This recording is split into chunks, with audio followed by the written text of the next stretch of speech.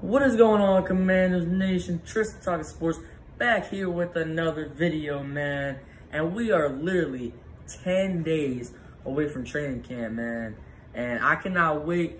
Definitely going to be driving down to Ashburn. We're going to go check it out one of the days of training camp. It starts, like I said, July 27th. 10 days from today, man. It's really close. The season is really close. We're getting really close to preseason. And then kickoff, man, week 1 is not that far away. It's about, what? It's less than 2 months away. It's about 6-7 weeks away, but that's that's getting closer for sure. But yeah, make sure you guys go down, hit the like button, hit the subscribe button, and we're going to be talking about why this Washington Commanders offense is the best it's been probably since the Kirk Cousins era. As you guys know, when Kirk Cousins was here, we had like the second best passing offense. And we were a really good offense. I mean, the team moved the ball at will. They weren't great in the red zone, but they moved the ball like one of the best teams in that. They were one of the best teams in the NFL and moving the ball downfield. And they scored a lot of points, man. That was, that was a really good offense. And we have not had a good offense here in Washington since it seems like Kirk Cousins left in 2017. So, I'm going to explain to you guys why I think we now have the best offense we've had here probably since then, and maybe even better. Who knows? In my opinion, we have better weapons than we had with Kirk Cousins. But let's get into the video, man. So, obviously, we re-signed Terry McLaurin this offseason.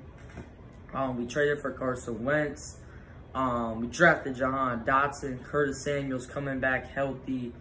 We re-signed JD. We got JD McKissic coming back. Hopefully Logan Thomas can get back as soon as he can. But when you really look at it, man, we have one of the big reasons is we probably have our best quarterback that we've had in about 5 years. Since Kirk Cousins. Carson Wentz is probably the best quarterback we've had in about 6 years, 5 years, since Kirk Cousins. So, I think that's one of the big reasons is we actually have like a real starting quarterback, a legit top 20 quarterback. And I think that's going to help us out a lot, especially if he can stay on the field and stay consistent. I'm not really worried about Carson Wentz's injuries because, like, last year he was fully healthy.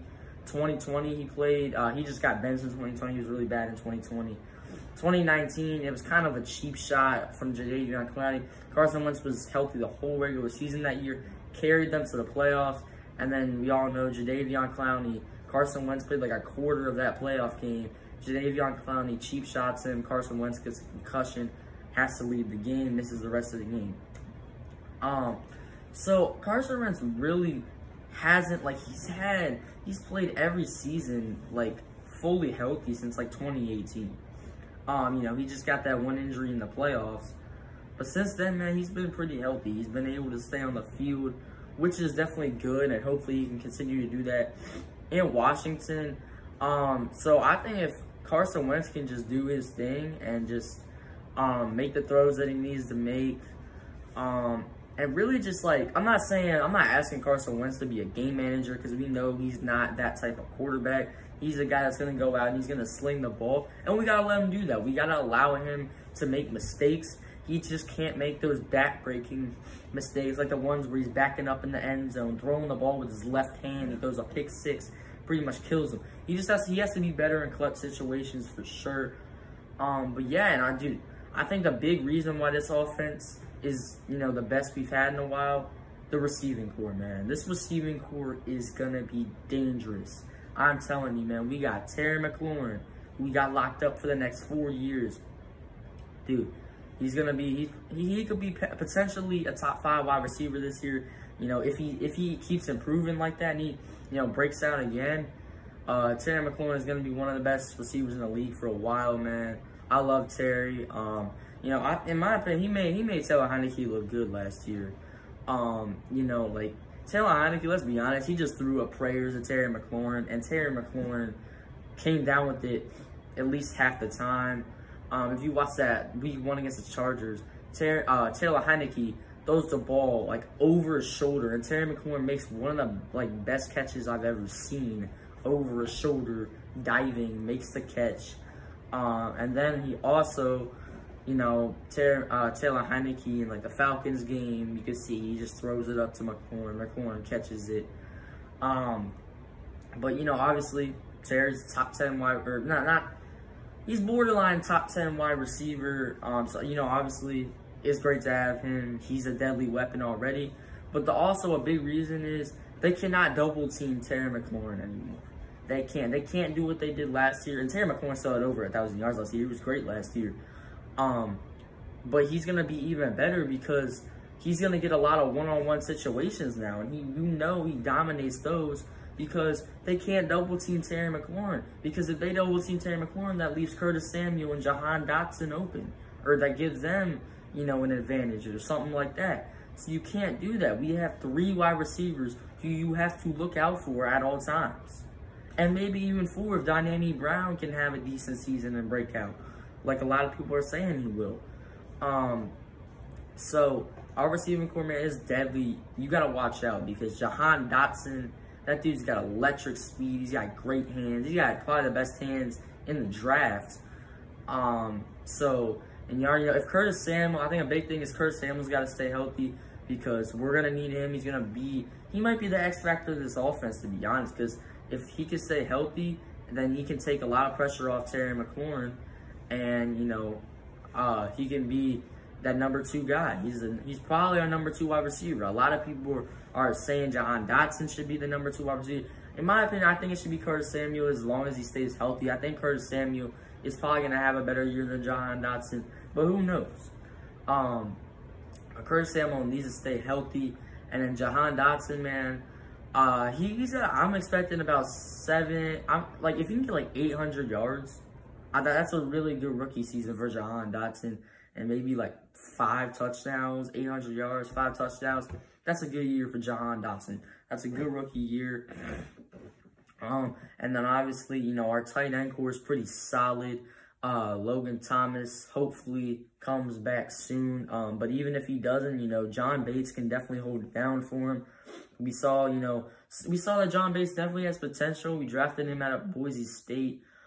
And the dude definitely has potential for sure. You know, he's a good blocking tight end. You know, he's got good pass catching ability like we saw last year. So I'm pretty good with our tight ends, you know, and hopefully we get Logan Thomas back healthy. And then our running back core, man.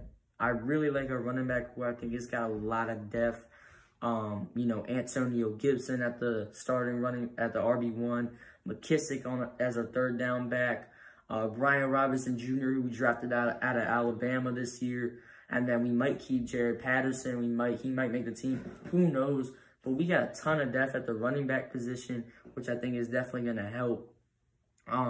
So yeah, I mean, it's just overall, like, we just have the best weapons we've had since 2017. Overall, just depth. You know, we're not relying. Terry McLaurin isn't like the only guy on our offense anymore, you know? So, you know, we got a lot of different weapons you have to worry about.